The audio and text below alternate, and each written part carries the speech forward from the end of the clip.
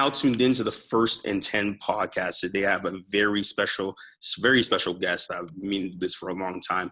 Donnovan Bennett, broadcast journalist at Sportsnet TV, producer, writer, Swiss Army knife in many respects at Sportsnet. And of course, watching him in this score, you CFO snap, you can go all the way down the line. Very, very glad to and very pleased to have Donnovan Bennett, man. Really appreciate having you on. How are you doing? No worries. Thank you for that warm intro. Yeah, I forgot how many jobs I do have. It's like Amon family. You know, we got to have many, many jobs. So I appreciate you. Love chopping it up with you. Absolutely. So I wanted to get into your football journey and just starting with just how you got integrated to the game, you know, how you got, just going through the entire journey, right? And I'm going to start with SAC, okay? I'm going to start with St. Andrews Private College. Going there, first of all, and even before you got there, what inspired, like, how were you introduced to the game of football itself? As your father, how did you get introduced to the game of football? Yeah, so, I mean, for me, football's family. So when I was a kid, my dad and my uncle actually, they played football in high school, but, you know, as adults, you know, for their rec, you know, it was different than rec now. They weren't like, you know, going to spin classes or doing long distance running or something like that. They played football. They played touch football. So as a kid, me and my brother, we were just growing up on the sidelines, running around, throwing a little football, watching them play, learning through them. And then obviously on the weekends, you know, it was watching football. And you know, some of the memories I had as a kid was, you know, big Super Bowl parties at our house, right? Like, you know, main floor, you know, was everyone who's cheering for one team, and then in the basement watching was everyone cheering for the other team. And, you know, as kids, you know, we'd run back and forth, up and down, and, you know, as someone got scored on, we'd run up and forth, back and down, and kind of make fun of, you know, whoever was upset that the team wasn't doing well at the time. So that's like my first introduction to the game. And then, you know, I got put into it as a young kid playing flag. And that was my chance to go out and like do what my uncles and my dad was doing and what they were watching, and show and prove. And so even though it was flag, you know, you still had the helmet, you still had the pads and everything. And it was fun. And then, you know, we played all sports.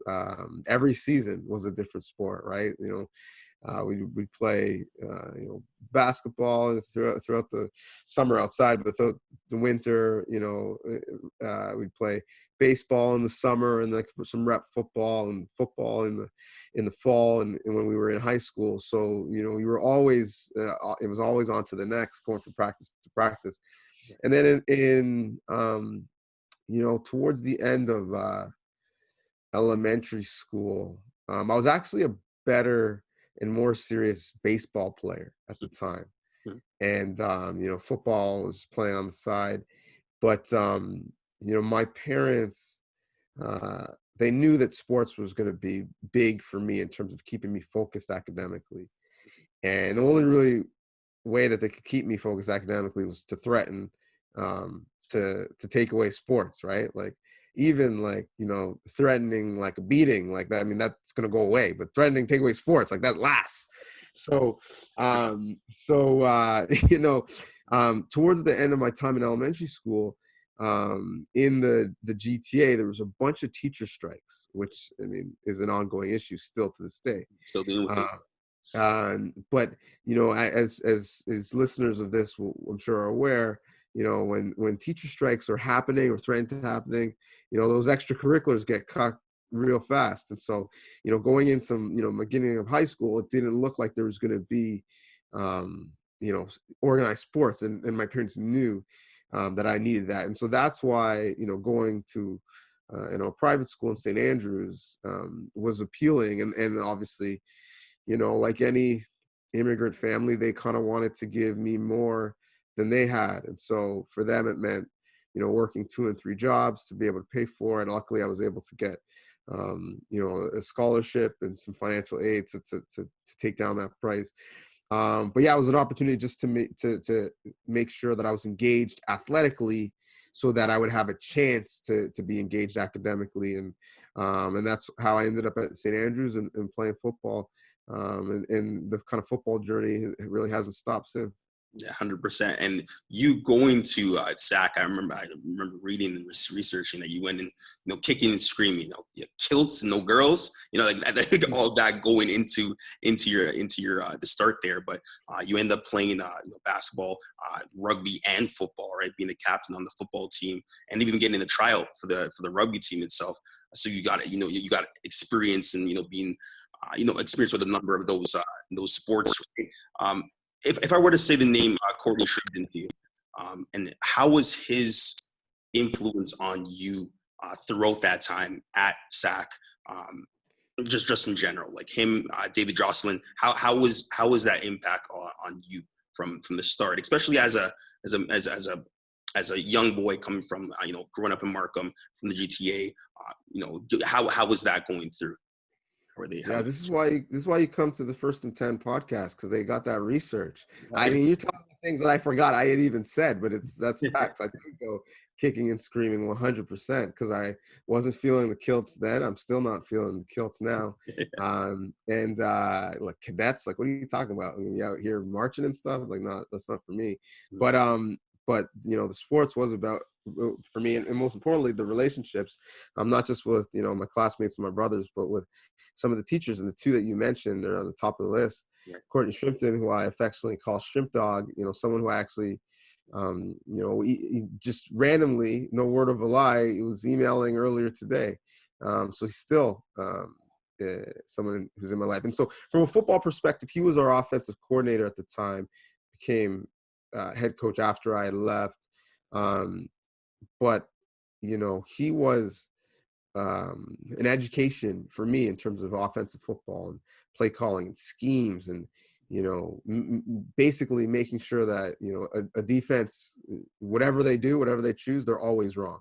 We got options for everything. So as an athlete, you go into your game feeling confident that whatever problems they present, we have solutions, right? And so then it's just about us being better athletes and being in space and making plays. And so so that's what he did for me. And he still, to this day, and I've had the pleasure obviously of playing in university in the United States, university in Canada, covering university in Canada, covering the CFL, and covering some NFL athletes and coaches as well. And for all of the football minds that I've had the pleasure of talking to and learning from, like, he is among the best and the brightest. Like, my education in football and the way I see the game and break it down to this day is because of the foundation that I got from him. So from a football aspect, that was a godsend. There's not many kids at that age who are coached by someone who was an all-star in university. So that's kind of what I got from him on the football side. But really and truly, more importantly, what I got from him was, oddly enough, like an education about Black culture, which is not what you thought I was going to say. But I was in his class. It was an American history class. And I was really engaged in it because we were seeing American history play out in real time. That was the Gore-Bush election. Mm-hmm. So it's like, it's when, I mean, now it is what it is, where politics are kind of like reality TV. But then, like, that's kind of when politics, became like almost like celebrity news, like got these hanging chads and what's going to happen, right? Like, it was really fascinating. And so he saw that I had an appetite for it. And we had to do a project on American history, and everyone's in the library researching who they want to talk about. And he put me on to Tommy Smith and John Carlos, and say, hey, why don't you take a look at them? Why don't you learn about their story? Like, not because I wanted to be a track athlete, but because I was Black, and because in our curriculum, sadly, there isn't a lot baked in with the Black experiences. Certainly then, and there's a little bit more now. And so that really, once he gave me that, and this is a story that I did not know at the time, it just, again, fed that appetite of, I want more. I want to learn more about my history and my culture and how it's tied to sports. And then when he obviously had no idea that this would happen, and at the time neither did I. But when you look at cascading forward 10, 15, 20 some odd years and look at the body of my work that I do, like for my occupation, my big breaks have come, talking about and exposing, Black history. That's worked itself into my writing, into my interviewing, and I even, had the pleasure of interviewing John Carlos for Black History Month. So the whole thing came full circle, and that's still to this day one of the most proud pieces that I've been a part of. I would do things now differently because I've got more experienced, and I kind of look at it and wince because I should have made this editorial choice, and technology wise we're in such a better place. But in terms of the content, it's one of the things I'm most proud of. So that's what I got from Shrimpton, and then David Jocelyn, who was my basketball coach. I cover basketball. I have a love for the sport, and I have I certainly don't have the same level of understanding for it the way I do for football, because football, I say is like the third language that I speak. It's like English, patois, and football. And so, I wouldn't say basketball's on that level, but certainly I've covered the sport a lot. I got a love for the sport, and Jocelyn, or Juice as I call him, was my math teacher, and I certainly didn't get much from him there because I'm still terrible at math. But he was a great reference point for me, just to have an adult who kind of got it, who you could confide in, be candid with, and knew there were going to be no repercussions. It was like a nice buffer between myself and the school. And at times myself and my mother, because my mom would be, he's my counselor and advisor. My mom would be, ring off his cell phone sometimes in the middle of the night, kind of, commiserating about me and kind of worrying about me. And obviously, I turned out okay, I suppose. So, those hours of conversations, paid off. But yeah, he was just, he was a basketball coach. He was, a counselor. He was a math teacher, but like more than anything, he was just like a psychiatrist more than anything, going through things in university. So those are two guys that you mentioned in my journey, both in sport and in life, that they matter probably more than they know, as to who I've become, and will continue to become, and kind of the way I've modeled how I try to mentor younger people coming up, whether it's in football, in broadcasting, or just in life. So yeah, I'm part of, they probably wouldn't claim me, but I'm in some way, shape, or form part of their legacy for sure. 100%. And honorable mention to William Scholar, will let you, create this college's first Black theater group too. That's another thing too. So just going from there, and now you're at SAC, those years there, developing, all right, and playing with the likes of Michael Folds and a number of, some great players going forward. But you of course get called up by Larry Haler, of course from Western University, Western Mustangs. But you actually opt to go to Buffalo, Canisius College, to play running back there, right? And you're compact running back. I don't know why Sid gets on you about that. I know you were nice back then. That's what it is. But you go there for the Golden Griffins, and then of course it doesn't turn out, the way that we saw it with them folding. And now coming back, and I remember being in university, I believe, and reading your Hail to Hagler, pretty much your feature on your head coach there. Larry Haler, like, how has he kind of, like, you call him back right after because I thought he was a used car salesman, the way he talked, the way he got at you, and he was a little bit different. But how is his influence now transitioning, going from Buffalo to Western in London, Ontario? How did that all shape up? Yeah, so it's funny because he recruited me in university. Like I had a lot of Canadian interest from pretty early. Western was relatively late in the game in terms of like contact with the head coach.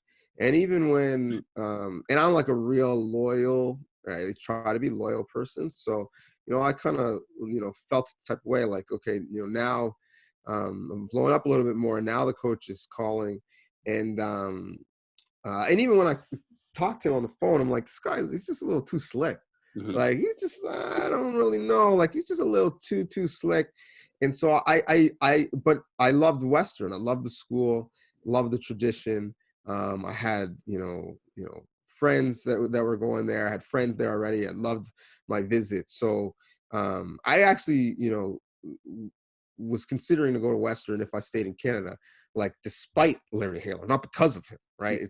It checks all these other boxes in terms of my life. They've got a Black student organization and a Caribbean council. There's got some diversity on the campus. It's not too far from home, but it's close enough that family can see me play, but it's not so close that moms and pops can kind of show up and I didn't even realize that they're there. And so in deciding to go to Canisius originally, it was more of a thing where, in high school, especially coming from a school at the time was just getting a reputation in football, and carving their own space. You were always like trying to prove your worth, and especially as an undersized back, that was the case. You're trying to get into, the Toronto Star All-Star team, the Toronto Sun All-Star team. You're trying to get into the Ron Dias All Canada Gridiron, All-Star list and top 10, and into his combines and into his camps, taking kids to the U.S. You're always trying to get the Team Canada invites. You're always trying to prove and measure yourself with the other great players in the city, in the province, in the country. And so one of the ways you could measure yourself was offers. Are you getting looks down south? Are you getting a scholarship offer? To what level? And so in a way, I felt like I had to legitimize my high school career by going down south and getting an offer. And so I did, and things at Canisius didn't work out, as much as I wanted to have a strong level of competition to see how far I could push myself. I also undervalued how much it sucks to suck. And I say suck, like not me personally, but on a team that's struggling. And I was on a younger team, and I really thought, okay, you put a lot into football, meetings, film, weights. I don't know if I could do that for 2 or 3 years and, not dress or hold a clipboard. I don't know if I got that in me. And I need to see the benefit of my work, good, bad, and different. I need to be on the field and competing. And so I over-indexed to that side of things. But so let's go to a young team, a building program, and I can build with them. Similar to what it was at St. Andrews, we weren't necessarily a football power. And by the time I ended, we were really strong. And so I could see the same thing happen in university. The flip side, though, is that when you can play right away, generally because the team's not that good. Right. And when the team's not that good, specifically for a position like running back, there's not that much you can do, right? You're behind all the time. You're throwing. Your offensive line, if they're not good, there's only so much you can do as a back, right? It's one thing if you're a corner and your team sucks, but you can still ball out. Yeah. Like as a running back, you need help, right? You have to be a consensus builder. And so so Canisius, we really struggled, and they folded the program, and that was like a second lease on life. Everyone was devastated, and I was looking around and being like, man, I can get out of here for free transfer and go and play right away somewhere. Bet, let's do it. And so there were some other offers in the U.S. in terms of where I could transfer, but I knew I wanted to go somewhere ASAP, right? Like get there, get comfortable, meet my teammates, get academically inclined, start practicing, learn the playbook. So I was going to be out, and I knew that wasn't going to give me a lot of time to vet a lot of the American situations the way I wanted to. And I had already vetted the Canadian situation. I knew Western was my number one there, so I transferred to Western. But it was a good life lesson that everything that glitters is not gold, right? Like just because something is in the United States doesn't make it intrinsically better or intrinsically better for you or more interesting. And so I've tried to remind myself of that in my current career, where there's a very similar aspect of you have to go to the US to make it and to be legitimate and to be big. I kind of feel like, well, I'm kind of happy where I'm at in Canada right here. But going to Western and going to to play for Larry, like that's kind of what the mindset was. And I stayed in good terms with him. And quite frankly, some other OUA coaches at the time, whose names I will not mention, when I decided to, what's that? They were mad. They were mad that you chose. Yeah. They were mad that I chose not to go to their school and chose to go to the U.S. And they felt that type of way and let me know about it. And Larry wasn't like that. He kept everything, on good terms. And so I was happy to transfer back, and he helped me with that process. And then playing for him, to start was difficult because there was lots of competition and because we didn't always see eye to eye on how much I should play. But I think he respected me for the fact that I would come back and I would be candid about the fact that I felt I should be used differently. And I wanted like tangible information as to what do I need to do. Right. And he was like, okay, I'll give it to you. And then I could go away and work on that. And so we had that dialogue and that mutual respect. And over time, once we both have that mutual respect and we both see how hard each other's working for the team to be better, we just that just built, and I gained a lot of love for him over time, and I learned a lot from him, both from the struggle and through the success. So yeah, I love Larry, and I got a lot of time for him, and there's no coincidence why he's been prolific in terms of his ability to win football games. So yeah, I got a lot of respect for him, and another mentor who someone I didn't think would necessarily be a mentor when I first met him, but the more I was around him, the more I realized we have much more alike than we do that are different. 100%. And another guy that you might have a lot alike too, especially going to SAC with him, is Michael Folds, right? CS legend. Was that one of your reasons of going back to Western too? Because you knew like, hey, I have a guy that can ball out and actually compete, and a guy that's really, really established at the quarterback position. Like he's like, was that one of your big reasons why you went back to Western as well? Because you knew that the quarterback situation was going to be solid as well. Yeah, so it's actually the opposite. So I got to Western first. So Folds went to Valley Forge, I believe, a prep school in the U.S. When I first went to university, he was there for a bit. Then he went to Toledo and it was there for a bit and was backing up. And it was 50-50 whether or not he was going to be the guy. The guy ahead of him, was drafted onto the NFL and played for the Steelers. And Bruce Gradkowski, I think his name was. And so, and he actually in a bowl game or before a bowl game broke his hand. So he wasn't going to be the holder. So Folds was going to be the holder, but that could have messed with his eligibility. And I was on the phone, always saying, my guy, like, we're ready. Like Chris Hessel was graduating. JP McKay was another big QB at the time, had transferred to UBC.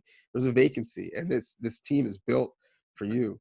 I got good backs, got Andy Fantuz. Like we got a QB like you, and it's a wrap. And it's funny. So they're on the blogs and whatnot.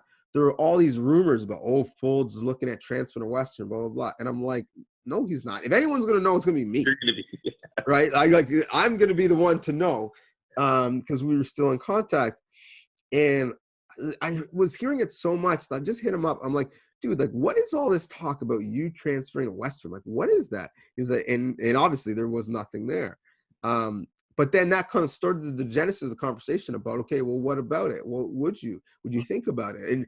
And I didn't think he would, just because his level of talent was next level, and he was on the doorstep potentially, taking over and being the starter at Toledo. But it was 50-50 whether or not he was going to be the starter. He'd already backed up for a couple of years. He went to Valley Forge in a prep school for a bit. I think he just wanted certainty that he was going to play.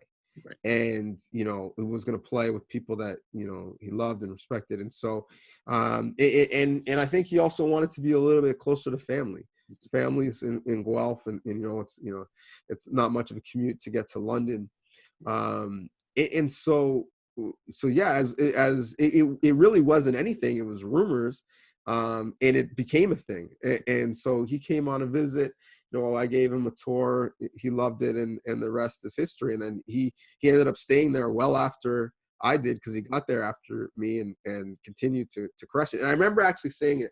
The year we talked about him coming was the year Peyton Manning was just going like dumb. I can't remember. It must have been with the Colts, and just setting crazy records. And I remember saying to him, "Look, dude, you better just look up all the CIS records and what they're at, because like you're gonna smash all of them. Like that should be the goal." And obviously he ended up getting a bunch. So yeah, that's my brother for life. And it was reversed, where he, it's too bad he didn't get there sooner, because I probably would have had some jewelry, but they just started winning as soon as I left. But I cherish the years that we got to play together, both at SAC and at Western. 100%. And just want to, probably the most important question that I wanted to ask in the start, but I'm going to ask now, your parents' contribution. You transitioning to Buffalo, you going to Western, like having that, that foundation of being said, of course. How were your parents instrumental, and how were they, in a sense, motivational to you going, playing football, succeeding in with your academics, and going forward to this day? Like how instrumental were your parents in everything that you've done so far? Yeah, I mean, I'd even go farther and say it's my grandparents, my aunties and uncles, even from a lateral mentorship standpoint, my brother as well, even though he's younger. And in terms of my parents specifically, and really my grandparents, so my grandparents immigrated to Canada, from Jamaica, on my mom's side by way of England, and then to Canada, which is often a story for Caribbean families. And, my grandparents had very little, formal education, right? Like didn't graduate elementary school. They were certainly life wise, but didn't have that formal education. And they came to Canada for their, not just their kids, but their children's children to have a better life. And so I was acutely aware of that all of the time. And I was acutely aware of the fact that, again, my parents, both of them working 2 and 3 jobs, both of them had college diplomas, and were really working to make sure that we had everything, that we didn't, go without, right? Like, so really the first time I realized what it meant to be rich was when I went to St. Andrews. Like, I didn't even really understand the difference, just because we didn't, no matter if we lived in Scarborough and Malvern, or kind of moved up to Markham after the fact, like me and my brother, we didn't have like elaborate things, but we never felt like we needed something. We actually, in hindsight, realized how much our parents sacrificed and worked and struggled for us. But I couldn't have told you if I was poor, middle class. I had no idea until I went to St. Andrews. Like, oh no, that's something different right there. Like that's pajama rich is what that is. And so that was a bit of a culture shock to start. But yeah, they just always provided for us, and between them, working, extra jobs, and they would bring work home, and I would see that, we always got to our sporting games, between me and my brother driving us, across the province, really, to play sports all throughout the year. We always had our sporting equipment. We always had a meal, and we're fed. And so, we never really wanted anything. And the only thing that they asked in return for us is that we just gave maximum effort, no matter what we did, academically, athletically. My dad would always say, autograph your work with success. And so if you're going to put your name on it, if you're going to put our last name on it, Bennett, and your first name on it, the name that he gave me, his name, Donnovan, that's why it's DJ Donnovan Jr., just make sure that you're putting it, and you're going to be successful. They didn't really ask for much. We had this Bennett family rule. It was actually printed and plaqued and put in our house. And it said, if you're not moving forward, you're moving backwards. And so that was certainly in relation to our family legacy of, my grandparents, my parents, and obviously, it was upon me to move that forward a little bit. And they set such a high bar that it's still one that, is difficult to kind of clear and move us even in a better, situation as a family. But in anything we do, we always constantly just giving it, your best effort, try to continue to improve. And at the end of the day, let the chips fall where they may, and you can sleep good at night. And so that's ultimately what I got from my parents, because I went into whatever it was, SATs to get into schools in the States, a big game, now, a job interview or a big, interview opportunity. I kind of go into it knowing that, like, regardless of the outcome, the love that I get from them is going to be reciprocated regardless, because as a family, all they ask is that I put everything into it, and that I try to be better today than I was yesterday. And that's kind of what they've done for me. So, that ethos, that work ethic that certainly, in the mores and the values of many Caribbean people, many immigrants, many Black people, that they have passed on to me is, the biggest thing that they have done for me. And then now it's just incumbent upon myself and my wife to figure out a way to instill that in my son, and figure out a way to honor, that pledge to continue to moving forward, and hopefully provide more for my son than they were able to provide for me, which again, is going to be difficult. But yeah, that's the main thing that I got from my parents, and I love them dearly, because and from my grandparents as well, because they were just as intentional, with me, in a different way, obviously, but they were they were just intentional for me. And it actually was right, like, so, there's two different types of winning. There's winning, awards and records and championships, right? These things with nomenclature that we can count. And there's like winning in like the game of life. And for me, the winning of the university experience, I wasn't able to win a Yates or Vanier, which I obviously dearly regret. But winning to me was when I would have games, on Western's campus, let's say, and they would come and visit and watch, especially because they're closer to, the end of their lives than they are at the beginning. And so they're really like soaking up everything. And they would walk around this beautiful campus with these manicured, lawns and this big stadium where all these people are congregating to watch, and like their grandson is performing, and this education and higher learning that he's getting, like they're kind of like in awe, taking it all in. And it's a moment of pride. All of their grandkids, they make a point to go to their graduations. They make a point to do it, and it's because it's an opportunity that they weren't able to have. So for me to be able to give them that touch point to go to a university campus and experience, all the pomp and circumstance that comes with it, and for them to really touch and feel and experience that, yeah, like that crazy gamble that you took to go to this cold country up north, with little money in your pocket and little resources and reference, like, yeah, like it paid off. And so that's, to me, that's my championship trophy. That's a wow, incredible. And I keep it in the family because I know we got to get out soon, but with your brother Anton. And I remember October 18th, my birthday, 2011. I remember on YouTube. I remember seeing it on the score. Your interview with your brother at Wilfrid Laurier, right? And getting to that point, it must have been something great for your family to see that you actually had a feature on your brother. But even getting to that point right after, in the summer internship that you first got declined and then got connected through Dwayne Ford and CFO Snap, and to get to that point, you were interviewing your brother.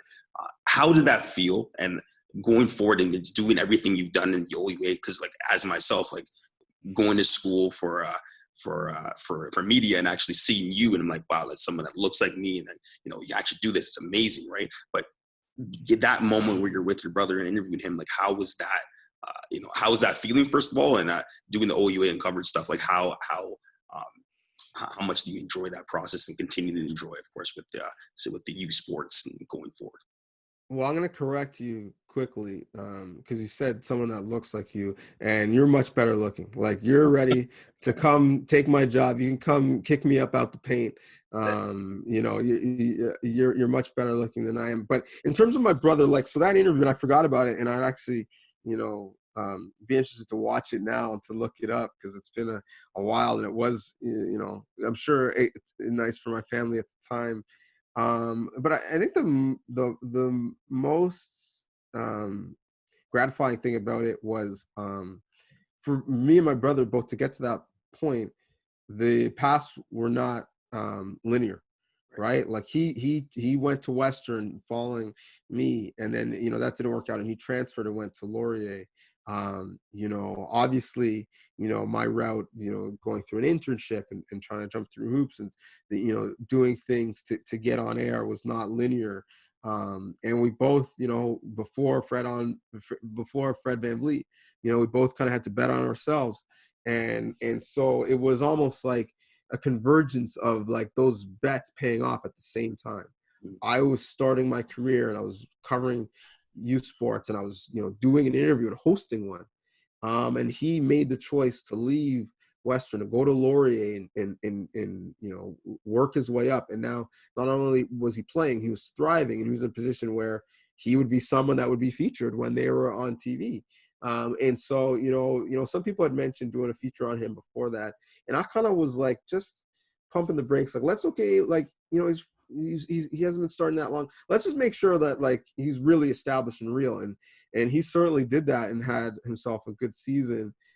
So it wasn't, nepotism for the reason that I was interviewing. Like he had carved out his own space and done well. So I think more than anything, that's probably one of the things I think is that, we both kind of got to that place. It wasn't easy, but we got there. We going through a path that made sense to us when we had to make a path. And that was probably like one of the last times that we were relatively close to the same size. Like he's much bigger than me. I mean, he was then, but like, I wasn't as far away from my playing day, so I was holding on a little bit. And he wasn't as swole as he, later would be, and it continues to be now. He was still like, an elusive back, not fully a power back at the time. So yeah, no, he's aside from my wife, he's my best friend in life. And so to be able to honor the work that I had seen him put in, honor that by profiling the success that he had when it came to fruition was pretty cool. Pretty cool, man. And man, all the work you've done has been really cool, right?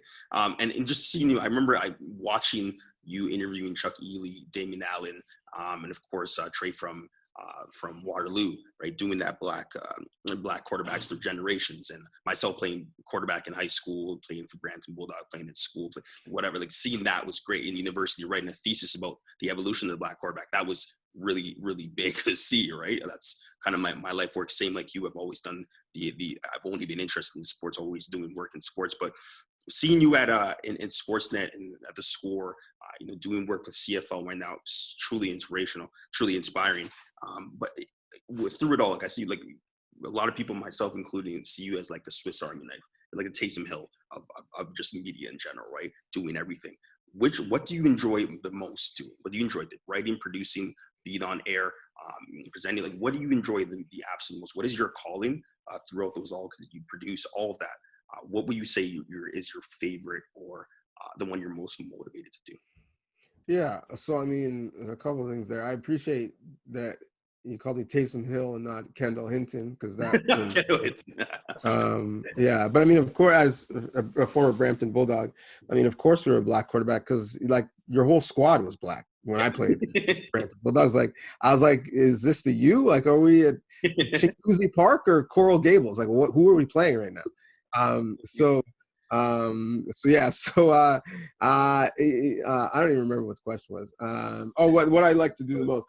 So So I say this: writing is the penance that I pay to do other things. I'm not a classically trained writer. I don't think uh, I don't think it comes as naturally or as easy to me as it does for other people, but I do appreciate the fact that people interact with that work for me pretty strongly relative to other things that I do. Um, I do love the ability to be a Swiss Army knife because I can be a little bit more selective in deciding, okay, this is a story I want to tell or a thought that I have. What platform makes the most sense to tell it? And I don't have to force it into a Tim and Sid conversation or force it into a radio hit or force it into a podcast or a written article or a feature. But ultimately what I like doing the most is like this, talking to people. And so for me, feature interviews are where I feel at home because I love, and maybe it's like the sociology background that I have, but I love talking to people, getting to know them, figuring out ways to ask questions, to pull something out of them, doing the research, which not a lot of people do. So that's why I kind of rate you for doing your research. That's one thing that, like I'm just a duck in water when it comes to interviews in general. But feature interviews and thinking of like, okay, I'm not just going to talk to this person, but holistically, how's it going to work? What's the B-roll going to be? What music am I going to use? What am I going to show? What the sound ups are going to be? Like attacking it with a producer's mind, but being able to conduct it at the level of a host to keep the interview subject comfortable. The feature production would be the thing that I think comes naturally to me. So if for whatever reason all of them had to go away and I could only do one, it probably wouldn't be the most lucrative. But I would say doing those sit down features or features in general, if you throw the video essays in there, is the thing that I would ride for. Appreciate that, man. And to be honest with you, speaking for myself, and I think many other people, I think you are the one that I look myself would look to if I wanted to get, once again, football player, basketball, whatever it may be. Like your insights, everything you provide, I think has been great throughout the years. It was one of those things where I always making sure I know exactly what you're doing, what you're writing, going through university, going to do everything I've done, right? So I really appreciate you having me on. I have so many more questions, but I know, of course, we have the time we have, and hopefully we have an opportunity in the future to link up and, of course, talk a little bit more about football, about CFL, whatever it may be. But yeah, really appreciate you having me on. This is the first 10 podcast. Man, your socials, Donnovan Bennett, is that where it is all everywhere?